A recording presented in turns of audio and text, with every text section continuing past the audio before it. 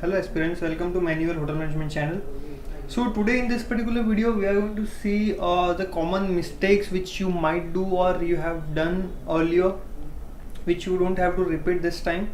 So never do these mistakes while filling NCHM CET 2023 form. So form भरते time आपको कुछ बातों का बहुत ध्यान रखना है. अभी भी बहुत सारे स्टूडेंट हैं जो हमें कमेंट कर रहे हैं कि सर चीज़ें नहीं हो रही है, जैसे आधार कार्ड का जो डिटेल्स है ऑथेंटिकेट नहीं हो रहा है, फोटो एंड सिग्नेचर अपडेट नहीं हो रहा है, कैटेगरी और डॉक्यूमेंट से रिलेटेड भी कुछ आपको चीज़ें ध्यान रखनी है और फाइनल पेमेंट आपको वो भी ध्यान रखना है. ठीक है, ओके. सो सबसे इम्पोर्टेंटली जो आपको ध्यान रखना है वो ये चीज़ है कि जो आपका जो नाम है, ठीक है, वो जो नाम यहाँ पे आप डालते हो वहाँ पे जो नाम डालना है आपको वही नाम डालना है जो आपके आधार कार्ड में है. अदरवाइज जब बाद में आपका आधार कार्ड ऑथेंटिकेट होता है आगे चल के तो वो ऑथेंटिकेट नहीं होगा. ठीक है, फॉर एन एग्जाम्पल अगर आपका नाम राहुल कुमार है, ठीक है, या फिर आपके आधार कार्ड में आपके नाम के बीच में आपके फादर का भी नाम है, ठीक है, तो फादर का नाम भी आपको वहाँ पे पूरा जब नाम है वो पूरा मेंशन करना है. जैसे अगर आपके फादर के नाम के पीछे जी लगा हुआ है वैसा कुछ है तो एक भी जो अल्फ़ाबेट है वो यहाँ से वहाँ मिस नहीं होना चाहिए. एग्जैक्टली जैसा आपके आधार कार्ड में दिया हुआ है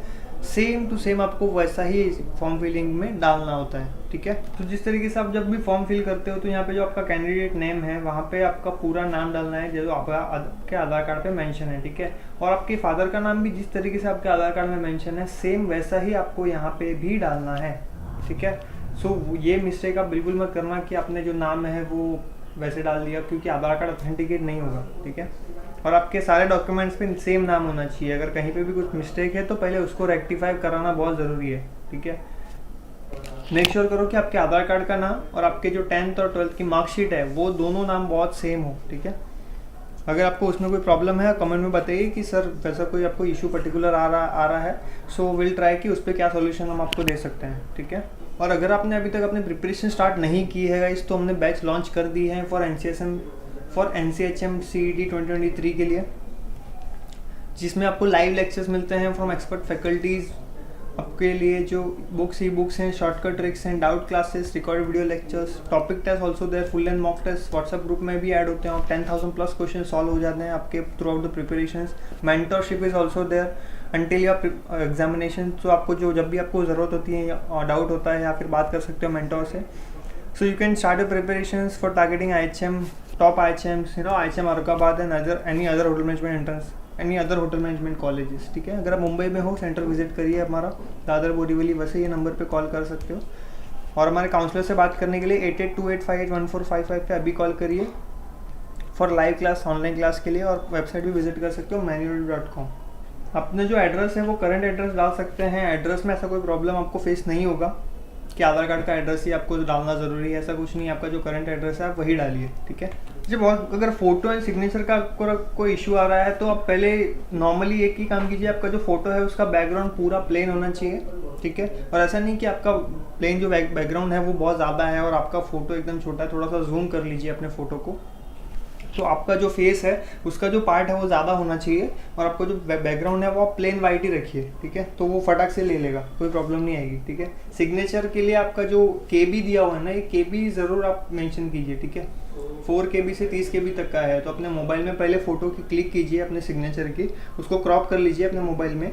और फिर बहुत सारे वेबसाइट्स हैं जहाँ पे आपको जो अपनी इमेज है वो कंप्रेस कर सकते हो. ठीक है, सो उसको कंप्रेस करके 30 MB से कम लेके आना है और फिर उसको सेव करोगे तो वहाँ पे आपका जो सिग्नेचर है वो अपलोड हो जाएगा आराम से. ठीक है, तो आप जो है इमेज कंप्रेसर करके वेबसाइट्स हैं उस पर कर लीजिए एंड फोटो भी आप वहीं पे आप उसको कंप्रेस कर सकते हो. ठीक है, फोटो आप क्लिक कर, अगर आपके इसमें है तो करिए, नहीं अगर फोटो नहीं है तो फोटो क्लिक करके आपका जो बैकग्राउंड है उसको वाइट कर लीजिए. ठीक है, तो वो आपका अपलोड हो जाएगा. और फोटो मेल के लिए भी आपका जो KB है वो KB को आप ध्यान में रखते हुए ही करना है. ठीक है, और बाकी के सारे जो डॉक्यूमेंट्स हैं वो आप अभी से उसको रिसाइज करके 300 KB से कम करके उसको रख दीजिए. ठीक है, अगर 300 है तो मेक श्योर कि आपका वो 290 या फिर 291 हो. अगर आप ऐसा 300 है, अगर आप 100 करते हो तो जो फोटो की क्वालिटी है वो बहुत कम हो जाती है और फिर वहाँ पे कुछ भी दिखता नहीं है.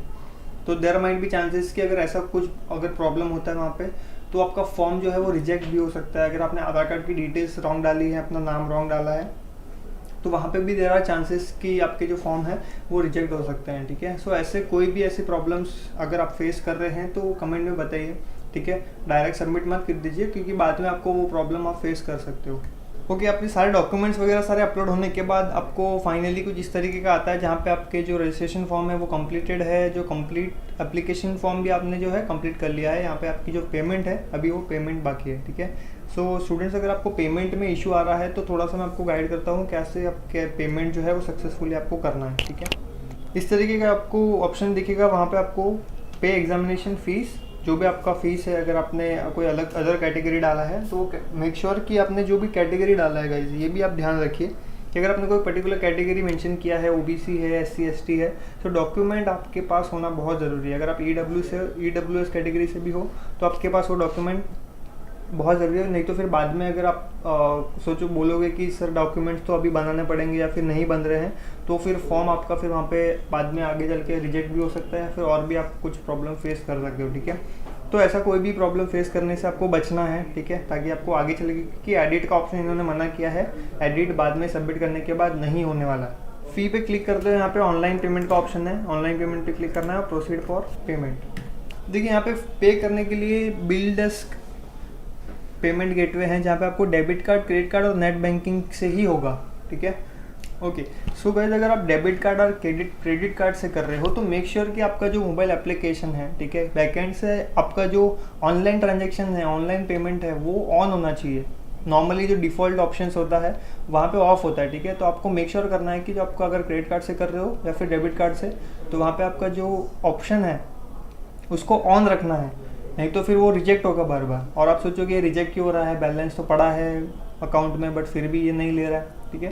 सो ये रीजंस बहुत कॉमन है स्टूडेंट्स का, क्योंकि उनको पता नहीं होता है जो भी अकाउंट से आप कर रहे हो, जो भी डेबिट कार्ड से कर रहे हो।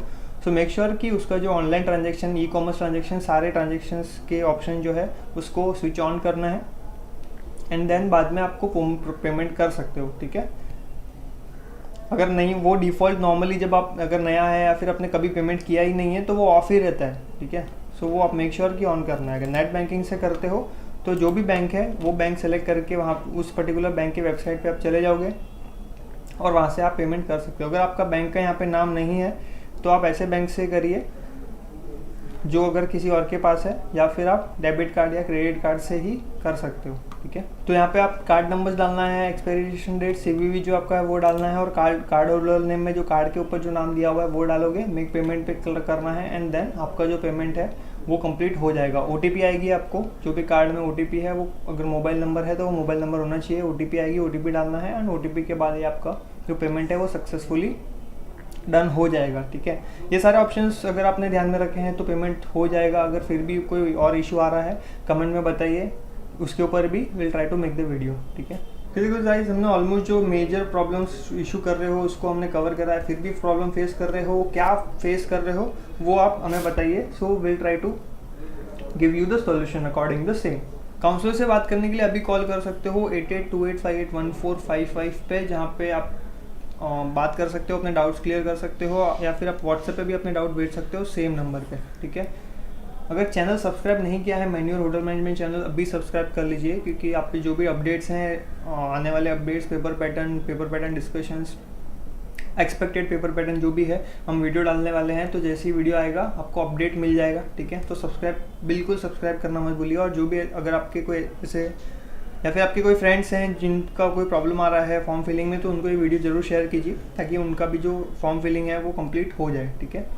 अगर आप मुंबई में हो तो ये सेंटर विजिट कर सकते हो अपने पेरेंट्स के साथ, वसई, दादर, बोरीवली, ये नंबर पे कॉल करके शेड्यूल कर लीजिए अपना जो सेशन है।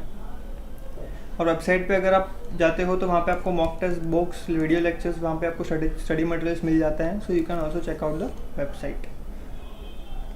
Okay, thank you so much guys and तक वीडियो देखने के लिए। See in the next video and all the best for the preparation.